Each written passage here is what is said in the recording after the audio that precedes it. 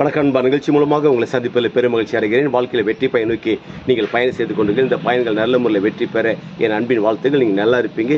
இப்போ இருக்கிறத விட 1000 மடங்கு அதிகமாகும்படி நம்ம சேனைகள் கர்த்தர் தாமே உங்களை ஆசீர்வதித்து உயர்த்துவாராங்க. நல்லா கவனிச்சு பாருங்கள்.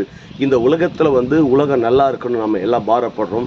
இந்த உலகத்தில் இருக்கிற ஒவ்வொரு மனுஷனும் ஆரோக்கியமாக இருக்கணும், சுகமாக இருக்கணும், எல்லாரும் ரட்சிக்கப்படணும். ரட்சிக்கப்பட்டவங்க இந்த உலகத்தில் நல்லா இருக்கணும், நல்லா வாழணும் என்று எல்லாருக்குமே அந்த பொறுப்புணர்வு இருக்குது. எல்லாருக்கும் அந்த பாரம் இருக்கிறது.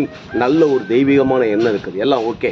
ஆனால் இதெல்லாம் எங்கே இருக்குது என்றால், தனிப்பட்ட உலகத்தில் இந்த உலகத்தில் பிறந்து இருக்கிற ஒவ்வொரு மனுஷன் முதலாவதாக நீங்கள் நல்லா இருக்கணும்.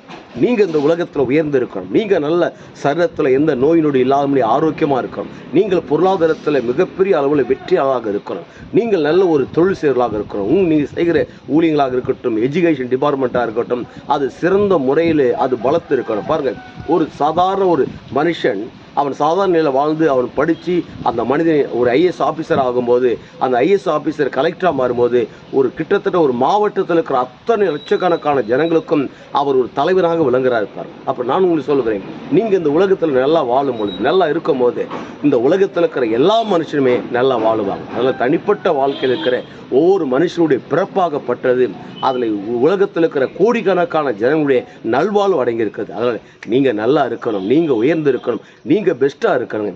இதாங்க கடவுளுடைய வார்த்தை சொல்கிறது. நீதிமான் நல்லா இருந்தால் ஓராளாக உலகமே கொண்டாடும் என்று சொல்லி. நீங்கள் நல்லா இருந்தீங்கன்னா எவ்வளோ பேர் கொண்டாடுவாங்க. நானும் கொண்டாடுவேன் பாருங்கள். ஏன்னா உங்கள் தயவு எனக்கு ரொம்ப தேவைப்படுகிறது. அதில் நீங்கள் நல்லா இருக்கணும்னு தான் கடவுள் விரும்புகிறார். நீங்கள் அந்த உலகத்தில் பெரிய நிலையில் வாழும்படியாக விரும்புகிறார். அப்படியே செய்யுங்க, அப்படியே செயல்படுங்க. இதை எடுத்துக்கொண்டு நீங்கள் செயல்பாட்டில் இறங்கும் பொழுது நிச்சயம் மேன்மை அடைவீங்க. அப்படி மேன்மையாக இருக்கும்போது என்ன நடக்குது? ஒட்டுமொத்த உலக நாடுகளுக்கு நாம் ஆண்டவர் இயேசு கிறிஸ்து உங்களை கடன் கொடுக்கும்படியாக வைக்கிறார். நீங்கள் வற்றாத நீரூற்றை போல் இருப்பாய் என்று சொல்லி உங்களிருந்து விடைபெறுகிறேன். உங்கள் நண்பன் ரவி, பெரியபாளையம்.